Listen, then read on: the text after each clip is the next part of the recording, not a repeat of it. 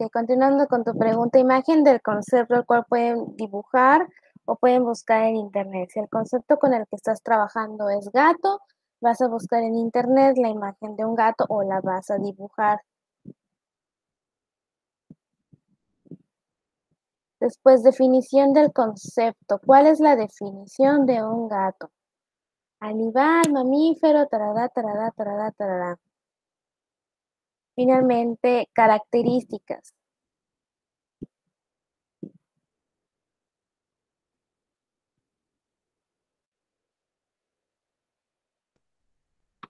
Hay características que son Buenos días, esenciales. maestra. Hola, buenos días. Hay características que son esenciales sin las cuales un objeto no podría existir. Por ejemplo, si un gato no tiene vida, no es un ser vivo, no podría de entrada ser un gato. Y hay notas accidentales que son aquellas específicas del objeto al que te estás refiriendo, no de los objetos generales. En este caso, digamos que fuiste a Google y encontraste una imagen de Garfield. ¿Cuáles son sus notas accidentales? Que es naranja, que tiene rayas, que está gordito, que tiene sus orejitas no muy puntiagudas. Esas son las notas accidentales. Gracias.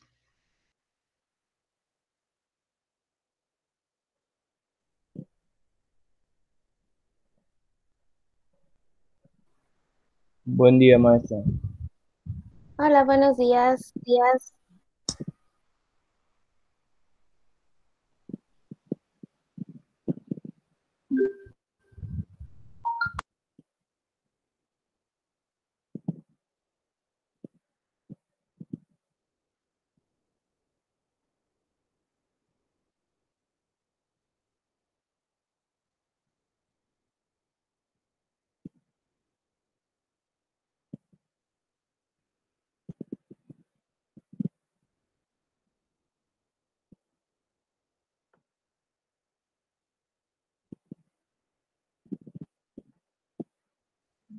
Buenos días, maestra.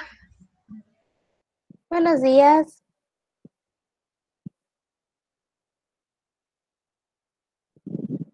Diagrama de Venn, actividad número 4. Dice, instrucciones, representar los tipos de juicio utilizando el diagrama de Venn en sus situaciones escolares, familiares y sociales. Los tipos de juicio que se pueden ver en las diapositivas 6 a 10. Aquí que les estoy diciendo que para poder hacer sus ejemplos tienen que ver de la diapositiva número 6 a la número 10 del PowerPoint que les compartí de ese tema que es el de el juicio. ¿Ok? ¿Cuáles son los tipos de juicio que podemos ver? Están clasificados por cualidad, por cantidad, por relación, por modalidad, analíticos y sintéticos y calidad más cantidad. Son los tipos de juicio que vimos dentro de la presentación anterior. Estos tipos de juicio, a su vez, tienen subcategorías, que es lo que nos ayuda de verdad a ejemplificar el juicio. Les adjunté un archivo en Word sobre los ejemplos. En total, les estoy pidiendo 3 ejemplos, uno de situación escolar, uno de situación familiar y uno de social. Y tal cual en el Word que les adjunté,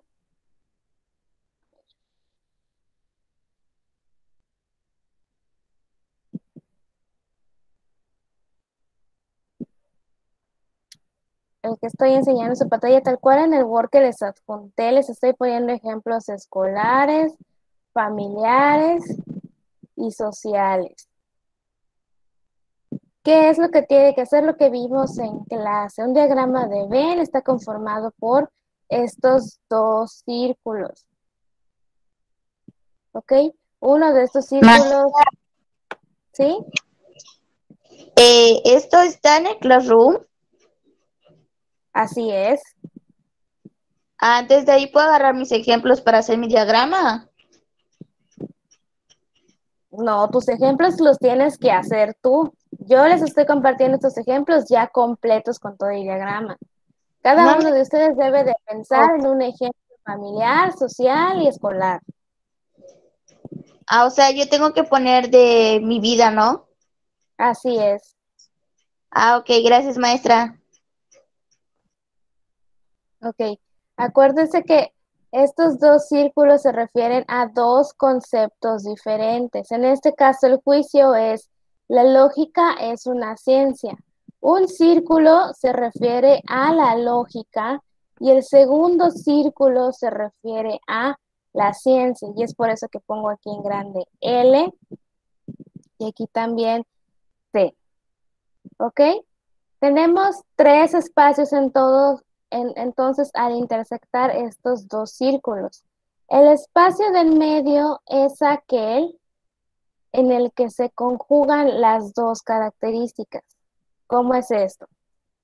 Si la lógica es una ciencia, aquí vemos que lo que resulta en el espacio del medio, que le puse una X, pero también podría haberse coloreado este espacio, son aquellos objetos que son tanto lógica como ciencia, por eso entran dentro del juicio. La lógica es una ciencia. Aquí, de este otro lado grandísimo que tenemos aquí, tenemos aquella lógica que además, que no, aquí está mal, les puse, me faltó tacharle su C, pero es C tachada. Aquí debe haber lógica que no es ciencia. Y les puse es igual a cero. ¿Por qué? Porque esta área es una colección vacía porque no hay lógica que no sea ciencia. Es un ejemplo que les puse aquí. Y del otro lado tenemos el opuesto, solo que igual no se los marqué. La L debe de estar tachada y la C es la ciencia. Entonces aquí estamos hablando ciencia que no es lógica. Esta no es una colección vacía porque hay muchos tipos de ciencia que no son lógicas, ciencias naturales, filosofía, historia, muchas cosas, pero en cambio aquí sí es una colección vacía. Y en cuanto a nuestro juicio, tenemos aquí que sí se conjugan los dos, tanto la lógica como la ciencia. Y entonces, ¿qué hacemos? Le ponemos una tachita aquí o lo coloreamos. Veamos otro ejemplo. ¿Cuál es el juicio que utilicé? Algunas familias son unidas. Aquí no estoy hablando de una totalidad, estoy hablando de algunas familias. ¿Ok? En lo que estamos viendo aquí, en la segunda línea es lo que les decía de las diapositivas. ¿Cuál es su clasificación? Cantidad, estamos hablando de algunas, y particular. ¿Cuál es la simbología que les estoy poniendo? La F se refiere a, es que no sé por qué se me subieron sin tachar la mayoría, pero lo voy a corregir, los voy a volver a subir. La F se refiere a familia, que es este primer círculo representando al concepto familia. La U a unida, que es ese segundo círculo representando a unida. Luego tenemos la F tachada, que es la que deberíamos tener aquí, es que no es familia. Y la U tachada, que es la que deberíamos tener aquí, es que no es unida. Por lo tanto, ¿dónde está representada que algunas familias son unidas? Ok, tenemos nuevamente nuestras tres áreas diferentes. En la primera área estamos viendo que son familias, pero que no son unidas.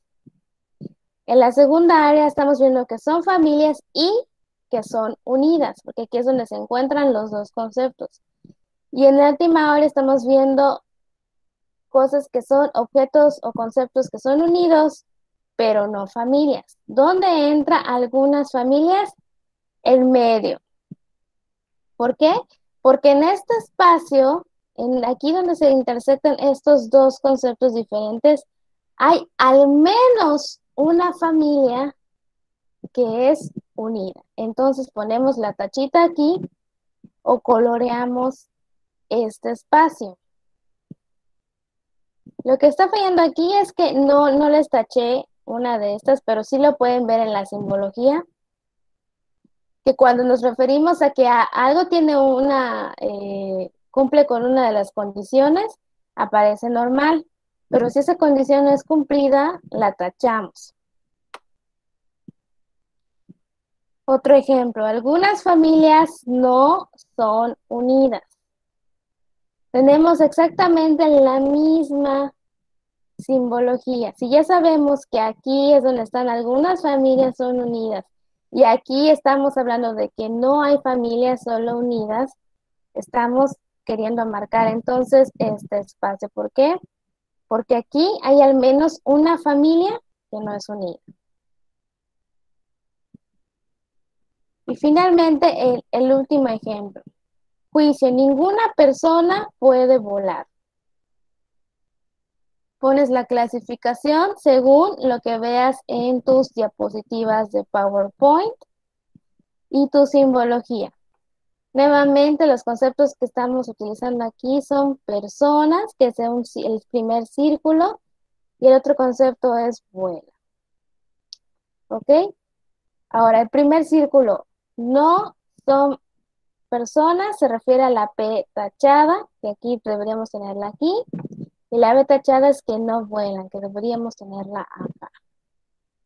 Nuevamente, en este ejemplo vamos a trabajar con una colección vacía y ahorita vamos a ver por qué.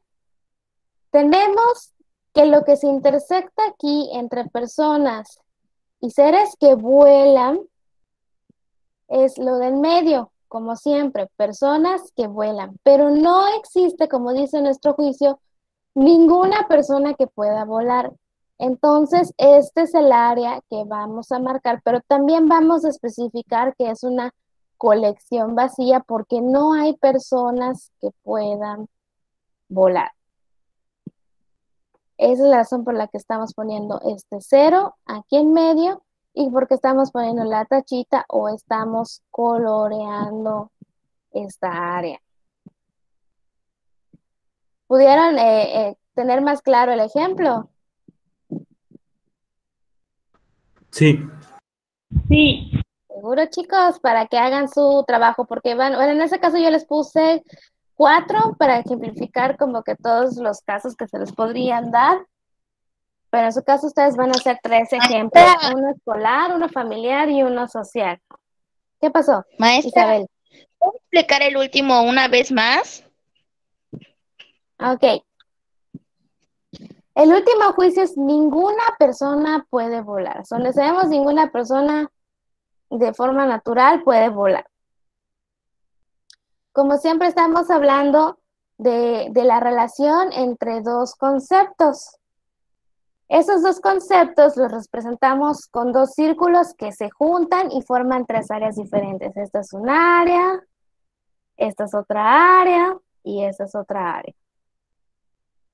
Esta primera área representa a las personas, pero personas que son, o sea, a los objetos que son personas, pero que no vuelan. Esta segunda área grande pertenece a los objetos que pueden volar, pero que no son personas.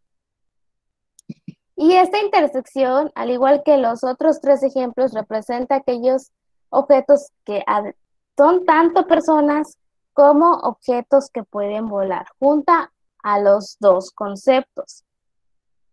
Pero nuestro juicio es ninguna persona puede volar. Esto quiere decir que esta intersección, si lo imagináramos con las personitas, aquí podríamos dibujar personitas, aquí podríamos dibujar, por ejemplo, pájaros o aviones, cosas que sí pueden volar. Pero ¿qué podrías dibujar aquí en medio? Nada, porque no hay personas que puedan volar. Entonces, como no puedes poner aquí ninguna persona, porque no hay personas que puedan volar y no hay objetos que puedan volar y que sean personas, le ponemos este 0. Y ese 0 representa que es una colección vacía. O sea, que no puedes poner nada en ese grupo.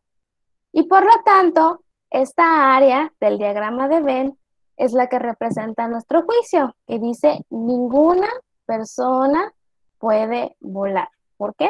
Porque aquí no hay absolutamente nada. En este caso, Sí, ¿Y cómo podemos hacer el diagrama de Venn de los tipos de juicio? Si son los clasificados como tipos de juicio. ¿cómo? ¿Cómo podemos hacer el diagrama de Venn con los tipos de juicio? ¿Cómo lo podemos acomodar en el cuadro, en el ciclo de Venn? Pues eso es lo que les acabo de explicar, chicos. Les acabo de dar 4 ejemplos de juicios diferentes. Uno escolar, 2 familiares y uno social. Lo que tienen ustedes que aprender es a crear sus propios ejemplos, porque todas las tareas, chicos, son así. Entonces, ¿cuáles son las bases? ¿Qué es lo básico dentro de estos ejemplos? Por eso es que tienen que prestar atención a la clase. Lo que vimos previamente fue que un juicio es la relación entre dos conceptos. Es lo que estamos viendo en el ejemplo número 1. ¿Cuáles son mis dos conceptos? Lógica y ciencia. Entonces, hago mi diagrama de Venn. ¿Qué es mi diagrama de Venn? Esto que estoy viendo aquí, los 2 círculos. El primer círculo es el concepto A, que en este caso es lógica, y el segundo círculo es el concepto B, que en este caso es ciencia. Y esos 2 círculos siempre los voy a intersectar o cruzar o sobreponer, como le quieran llamar.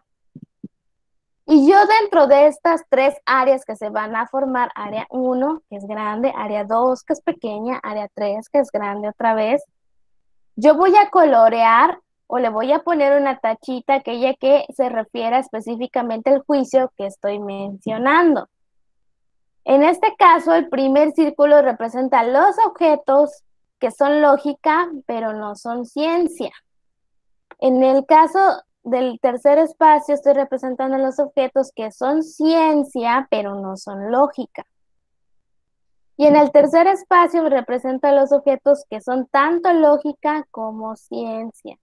Y es por eso que aquí le puse una X, porque nuestro juicio dice, la lógica es una ciencia. Y por lo tanto, si aquí en medio tengo a los objetos que son tanto lógica como ciencia, eso es lo que mejor representa a mi juicio. ¿Por qué yo cero aquí nuevamente? Porque no hay lógica que no sea ciencia. Entonces no puedo colocar ningún dibujito aquí, por así decirlo. Es como si intentáramos imaginarlos visualmente y quisiéramos dibujar. Y aquí sí puedo dibujar muchas ciencias, a lo mejor un libro de biología y un libro de medicina y un libro de historia, pero aquí no puedo dibujar una lógica que no sea ciencia, porque la lógica es una ciencia. Tacho el de en medio. Esto es lo que ustedes tienen que identificar dentro de sus ejemplos. Por ejemplo, les voy a compartir este ejemplo en específico. Creo que tenemos que está en la diapositiva número 6 del PowerPoint. ¿Por qué pongo que la lógica es una ciencia? Es un juicio que está clasificado dentro de cualidad y afirmativo, porque según la cualidad, se llama cualidad a la propiedad de afirmar o negar que tienen los juicios. Aquí en este caso estoy afirmando. La lógica es una ciencia. Y es afirmativo porque se señala la compatibilidad o adecuación entre el sujeto y el predicado. Por ejemplo, el pizarrón es verde, la física es una ciencia, en este caso les puse, la lógica es una ciencia.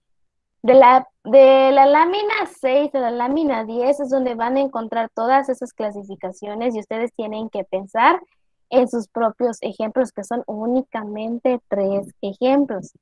De ahí, estas mayúsculas o iniciales que están viendo aquí, únicamente es la inicial de los conceptos que ustedes están utilizando. Yo usé la L para la lógica y la C para la ciencia.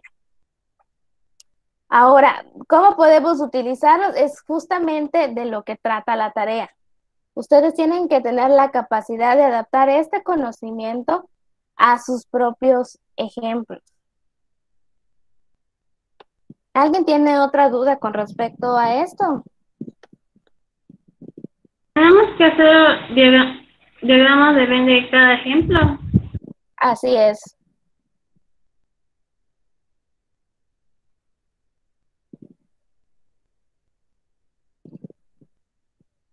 Chicos, ¿alguien más tiene dudas? Ok, No.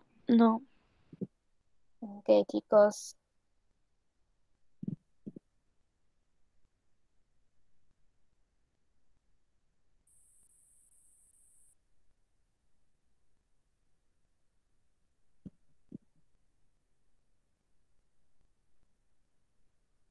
Pues comenzamos con el tema del día de hoy, que es el razonamiento. ¿Qué es el razonamiento? Es una nueva estructura de pensamiento, llamada razonamiento, que consiste en la conexión o concatenación de juicios que relacionados entre sí llevan a una conclusión. Es una forma más avanzada para pensar. ¿Qué tenemos dentro de todos los elementos del pensamiento? Dense cuenta de que todo lo que estamos viendo es una cadenita que se va formando. Primero hablamos del pensamiento. El pensamiento puede ser tanto un proceso como puede ser un producto, que es el pensamiento, lo que estamos pensando. Uno de esos elementos son los conceptos. ¿Y qué son los conceptos? Son aquellas palabras, como dijimos, que utilizamos para designar o para identificar a un objeto.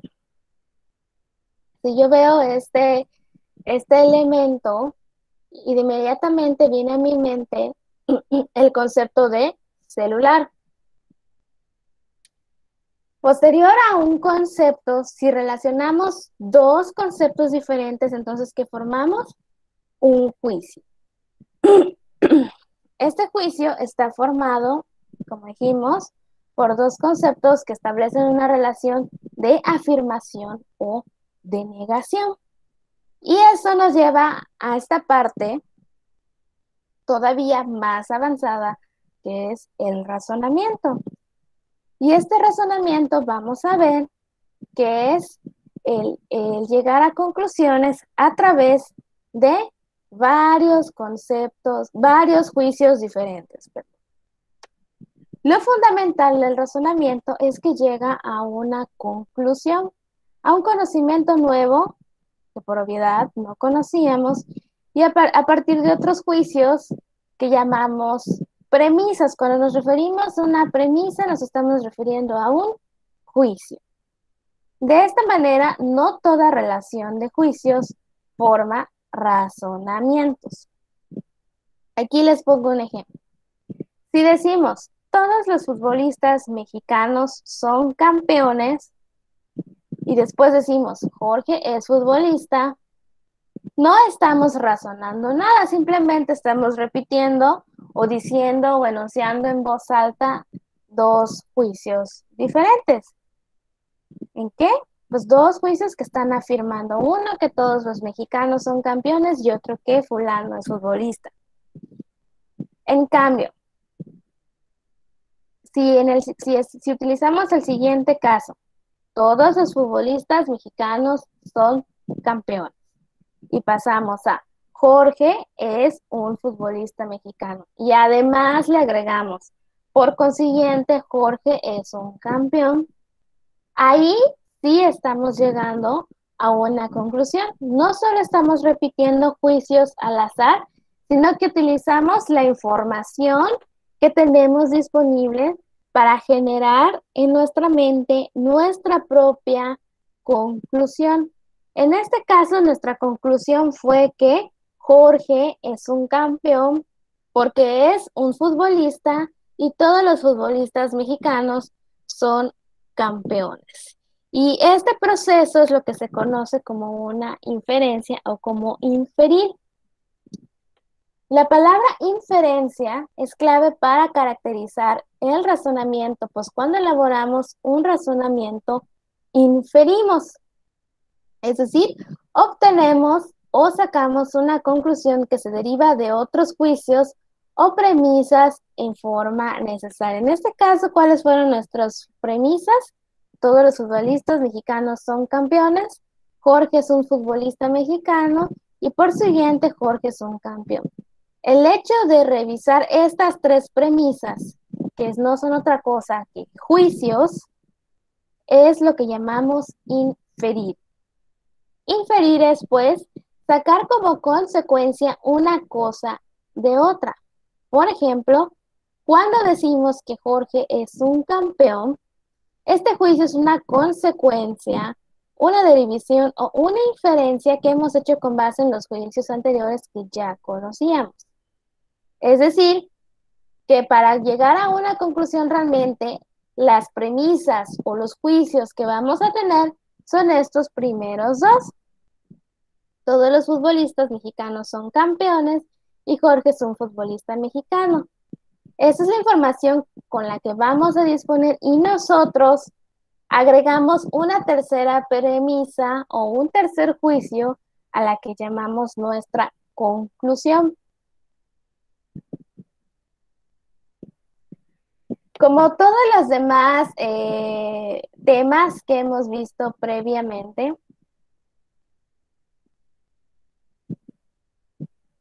el razonamiento está compuesto por varios elementos. En este caso son únicamente dos elementos, que es la materia o contenido del razonamiento y la forma del pensamiento.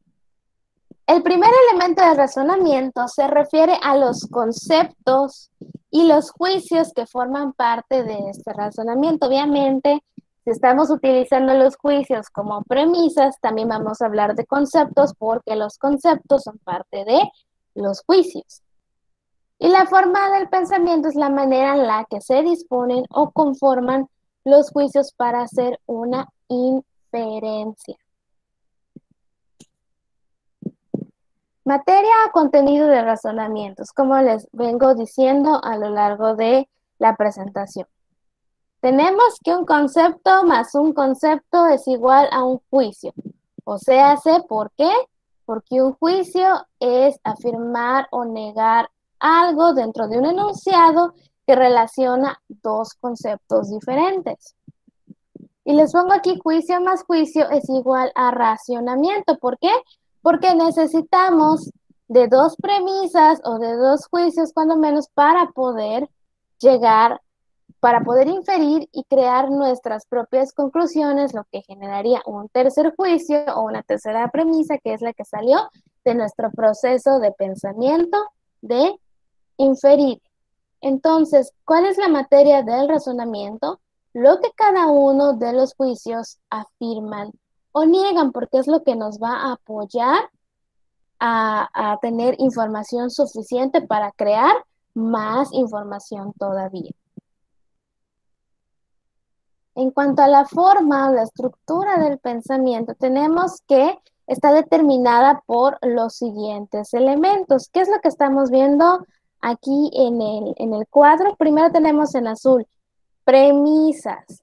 ¿Ok? Estas premisas, repito, son los juicios. Y los juicios son enunciados que afirman o niegan algo relacionando dos conceptos. ¿Ok? En este caso tenemos, por ejemplo, dos premisas para aclarar esto. Todos los fantasmas son invisibles. Y la premisa 2 es, Gasparín es un fantasma. Aquí le estamos agregando un término de enlace que es una palabra o es una frase que nos ayuda a conectar estas dos primeras premisas o juicios con la premisa que nosotros al inferir vamos a generar. En este caso pueden ser palabras como por lo tanto, por consiguiente, ergo, entonces, y terminamos con nuestra conclusión, que es una nueva premisa o un nuevo juicio. Gasparín es invisible. ¿Cómo queda esto? Si lo leemos de manera más corrida, todos los fantasmas son invisibles. Gasparín es un fantasma. Por lo tanto, Gasparín es invisible. ¿Por qué es invisible Gasparín? Porque es un fantasma. Así es. ¿Y cuál es la característica de todos los fantasmas según esto? Que son invisibles. Así es. Vamos relacionando y conectando uno con otro. Es algo que hacemos realmente todos los días. El razonamiento es algo que hacemos todos los días, todo el día, solo que no siempre nos detenemos a pensar cómo es que funciona específicamente este proceso de razonar. Y aquí en pensamiento lógico crítico es lo que estamos haciendo, desglosar aquellas actividades de nuestra mente que realizamos en el día con día, pero entendiendo cómo es que funciona nuestra mente. ¿Ok?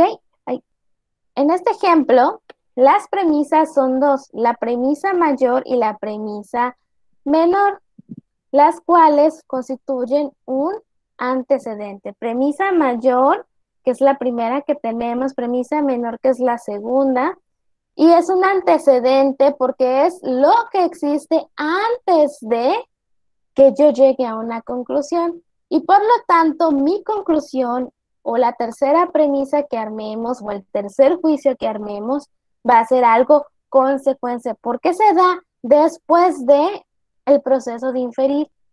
Si tomamos la palabra inferir, que es el crear esta conclusión, todas esas premisas o juicios que existen antes de que yo comience a inferir son los antecedentes, mientras que lo que surja después de inferir es mi consecuente.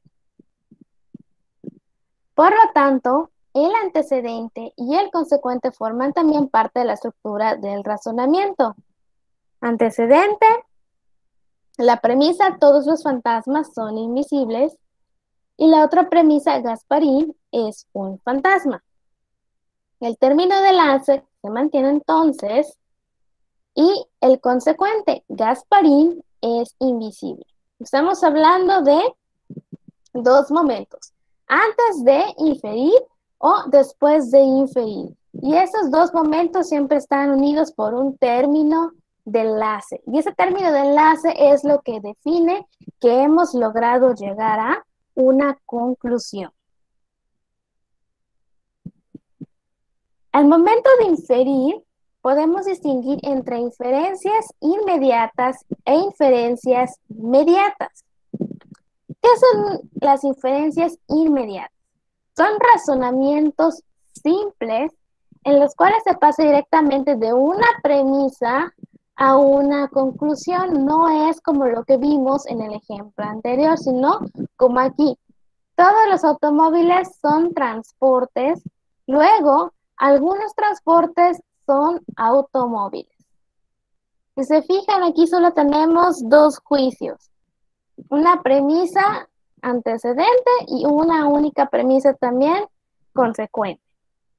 Mientras que en las inferencias inmediatas nos referimos a razonamientos complejos, que a diferencia de las primeras se valen de una o más premisas intermedias para llegar a una conclusión. Aquí sí tenemos un ejemplo más similar a lo que hemos estado viendo. Todas las ciencias utilizan métodos, es un juicio. Luego pasamos a otro juicio. La biología es una ciencia. Ese es nuestro juicio 2 o nuestra premisa 2. Por lo tanto, nuestro enlace, que es por lo tanto aquí, la biología utiliza métodos, que es nuestra conclusión o nuestro elemento consecuente.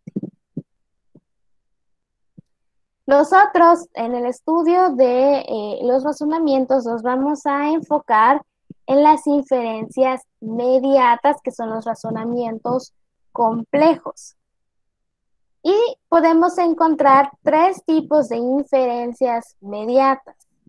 Una es la deducción, otra la inducción y una última que es la analogía.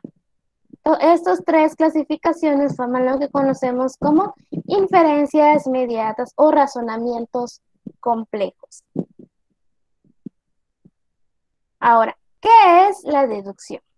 Es un tipo de inferencia inmediata en la que la deducción es la forma más común de razonamiento y es más clara en lo que la lógica tradicional conoce con el nombre de silogismos. Es un sinónimo para esta forma de razonar, donde la conclusión se deriva forzosamente de las premisas.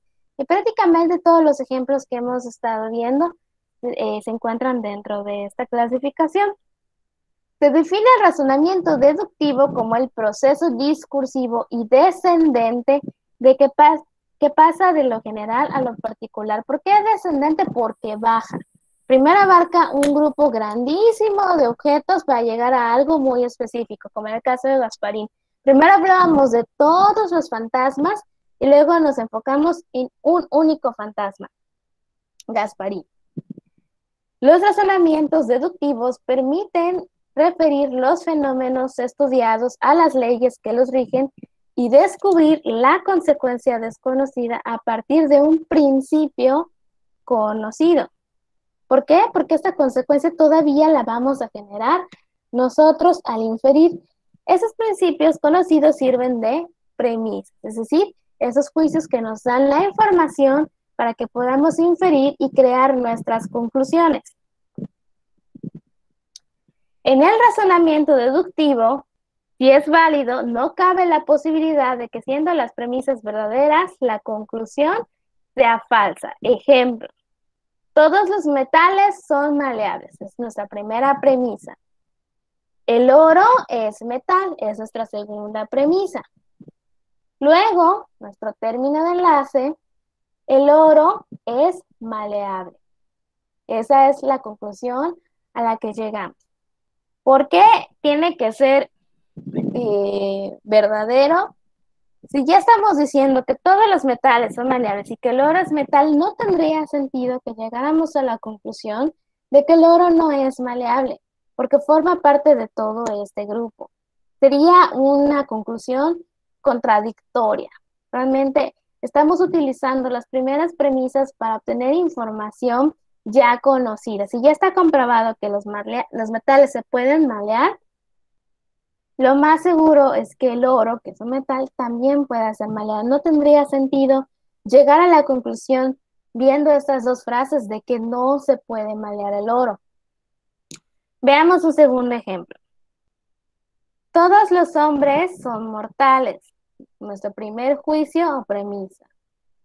Pedro es un hombre. Nuestro segundo juicio o premisa. Por lo tanto, nuestro término de enlace, Pedro es mortal. Es la conclusión a la que llegamos. Todos los hombres son mortales. Pedro es un hombre. Por lo tanto, Pedro es mortal. Y finalmente les pongo otro ejemplo. La asistente del señor González lo acompaña en todos sus viajes de negocio. El señor González está en un viaje de negocios. Esto quiere decir que la asistente del señor González lo está acompañando. ¿Ok? Hablamos de lo general, que es de que sabemos que esta persona siempre va a los viajes con el señor González. Tenemos un poquito más de información. El señor González está de viaje. Usamos nuestro término de enlace, que significa que ya llegamos a una conclusión. Esto quiere decir que, y nuestra conclusión, el asistente del señor González lo está acompañando. Ok, les voy a dar 3 minutitos para que cada uno de ustedes piense un ejemplo de deducción. Y les vamos a revisar únicamente algunos, pero todos hagan su ejemplo porque voy a estar eligiendo al azar a uno de ustedes para que lea su ejemplo de razonamiento deductivo. Se pueden apoyar de estos ejemplos A, B y C y simplemente piensen en alguna situación cotidiana, algo que crean que se puede adaptar a un razonamiento deductivo. Sí, 3 minutitos, chicos. Solo es para que se vayan familiarizando con el tema. Sí, solo deducción. Como los que estamos viendo en ejemplo A, B y C.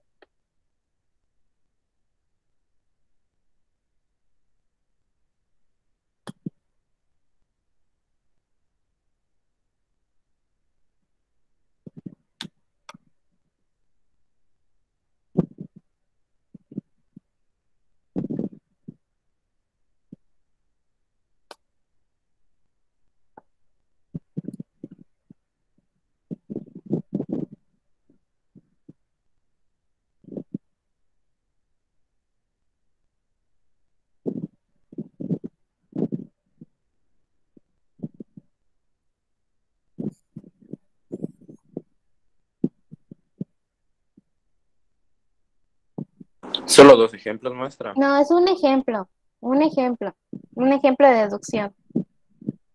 Ah, yo ya estoy. Ok, Terminé. perfecto. Listo, maestra.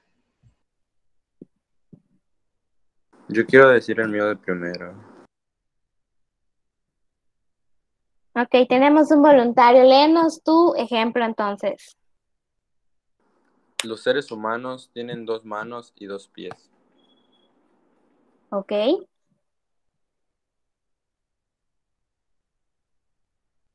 ¿Sí está bien? Pues ahorita solo me estás dando un juicio o una premisa. No estamos llegando a ninguna deducción porque no estamos haciendo un proceso de inferir. Acuérdense que el proceso de inferir. Ok, Luis. ¿Puedo decir el mío, maestra? Y un momentito. No, igual está incompleto, Luis. Ok. Me decían, todos los humanos tienen 2 brazos, 2 manos y 2 pies, me parece. Ok. Esa es la premisa A. Me falta la premisa B, me falta mi término de enlace y me falta mi conclusión. ¿Cómo lo podríamos completar? Todos los seres humanos tienen manos y tienen pies. Ok, mi premisa A, mi juicio A. Pasamos al juicio B. Podríamos decir, Manuel Sánchez es un ser humano. Ahí ya estoy metiendo un juicio 2 o una premisa 2. Entonces podríamos cerrar esa parte con un término de enlace, como decir, por lo tanto, y llegar a nuestra conclusión. Manuel Sánchez tiene 2 manos y 2 pies. Ese es un proceso de deducción. Necesitamos 3 juicios. 2 que sirven como premisas, que nos dan información para poder inferir, o sea, para poder crear nuestra conclusión, nuestro término de enlace y nuestra conclusión. Ok, Luisa, ¿podrías darnos tu ejemplo? Ah, todos los niños van a la escuela. Juan es un niño, por lo tanto, Juan va a la escuela. Claro, claro, aquí ya estamos utilizando, como ven, las 2 premisas, que es, todos los niños van a la escuela. Juan es un niño y luego usa el término de enlace, por lo tanto, y llega a su conclusión, Juan también va a la escuela. Ese es el proceso completo de un razonamiento deductivo. Ok, vamos a ver un ejemplo más. ¿Quién había dicho? Andrea Kawich. Ese de las estrellas emiten su propia luz. El sol emite su propia luz. En conclusión, el sol es una estrella. Ok, ok, sí, está muy interesante. Sí, es que es correcto. Es correcto lo que se dice acerca de. Estábamos viendo que igual ella utilizó 2 juicios o dos premisas, primero refiriéndose a las estrellas, después refiriéndose al sol, luego usó su conector o su término de enlace y terminó con su conclusión, que es que el sol también es una estrella. Es un proceso de razonamiento deductivo completo. Ok, Maestra, vamos, ¿participa? vamos a pasar por la hora al siguiente clasificación, porque si no, no vamos a terminar. Ok. Ok, la inducción. A diferencia de la deducción, van de lo particular a lo general o de lo menos general a lo más general. O sea, estamos hablando de lo opuesto de ser una deducción. Tenemos 3 ejemplos nuevamente. El ejemplo A. El animal A, el animal B y el animal C están compuestos de células. El animal A, el animal B y el animal C son gatos. Luego, todos los gatos están compuestos por células. Vean cómo en una deducción hablaríamos de, si todos los gatos están compuestos por células, así empezaríamos. Mientras que aquí estamos terminando con, todos los gatos están compuestos por células. En la deducción, vamos de lo general a lo particular y en la inducción de lo particular a lo general. Ejemplo B. En mi departamento hace calor. En el departamento de mi vecino también hace calor. Entonces, ¿a qué conclusión llego? A que hace calor en todo el edificio en el que vivo. Ejemplo C. El supermercado de mi barrio tiene precios muy altos. La farmacia de mi barrio tiene precios muy altos. Entonces, los comercios de mi barrio son muy caros. ¿Ok? Primero comenzamos con una situación particular que en los ejemplos que puse B y C son cosas que le pasaban al sujeto o al individuo y luego los llevaban a algo más general. ¿Ok? Misma dinámica, vamos a dar 2 minutitos y leemos 1 o 2 ejemplos sobre la inducción.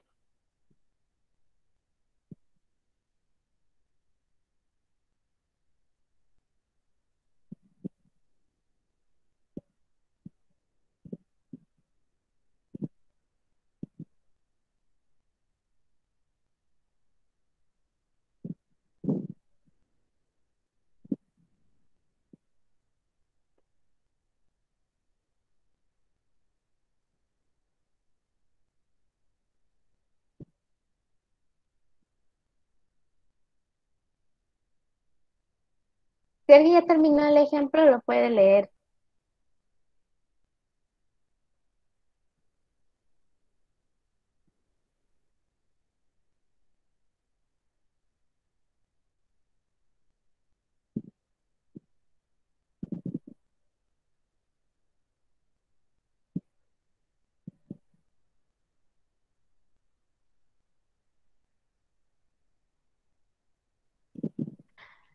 Los franceses hablan francés. Humberto es de origen francés. Humberto habla francés. Y pues para que sea verdad sería Humberto es francés.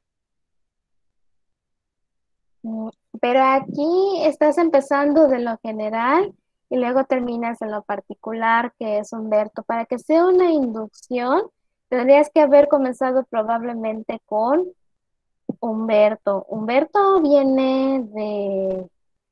habla francés. Humberto viene de Francia. Por lo tanto, lo más seguro es que todas las personas de Francia hablen francés. Estamos hablando de un proceso opuesto a el de deducción. El ejemplo que tú me diste es deducción. El ejemplo que yo te acabo de dar es convirtiendo tu deducción en una inducción.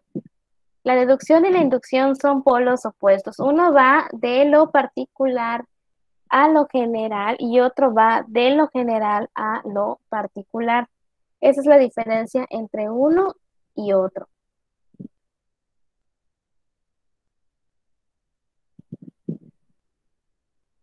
¿Te puedo decir el mío si está bien? Ajá. En mi casa no hay luz. En la casa de mi vecina tampoco hay luz, por lo tanto, no hay luz en mi colonia.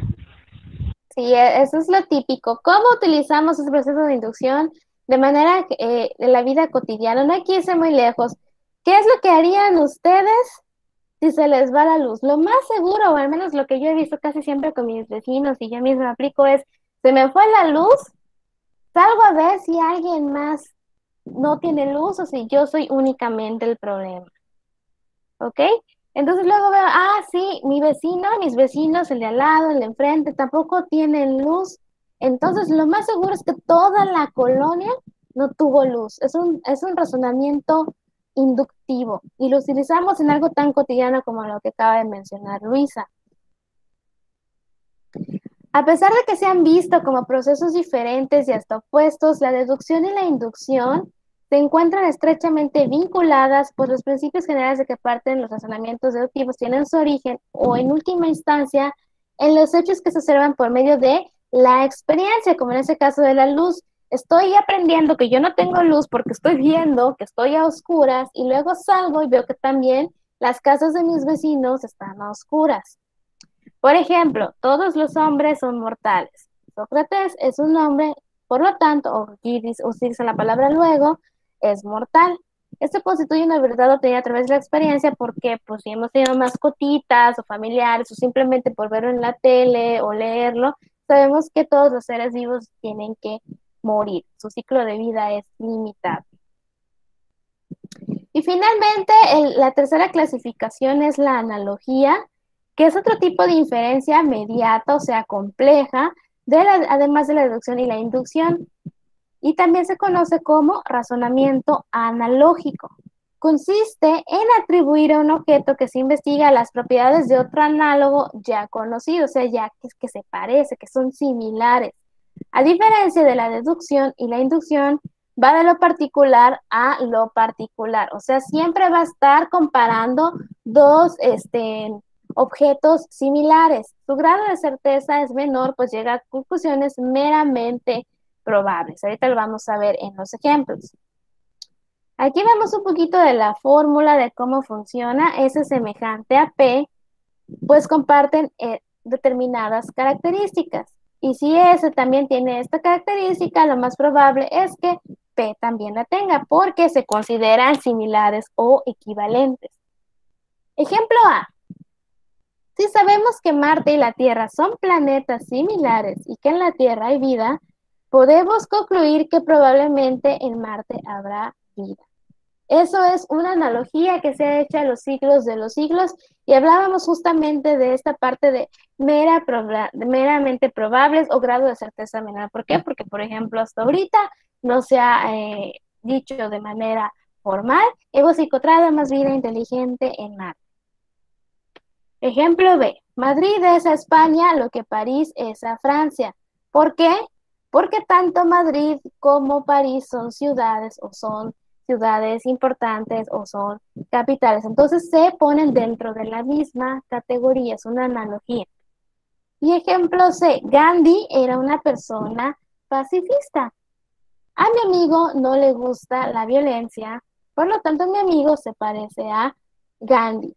Vean cómo vamos de lo particular a lo particular. Yo tengo en mi mente una persona muy específica que es mi amigo y la comparo igual con otra persona muy específica que era Gandhi. Estamos de lo particular a lo particular. No estamos hablando de los amigos en general, no estamos hablando de las personas en general o de los pacifistas en general, sino de persona a persona, particular a particular, Madrid a París, particular a particular, Marte a Tierra, particular a particular. ¿Por qué particular? Porque nos estamos refiriendo a un objeto en específico, no un grupo de objetos grandes.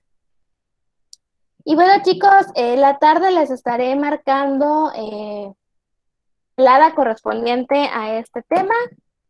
Prácticamente el hada se refiere a hacer ejemplos, más ejemplos como lo que estamos viendo aquí.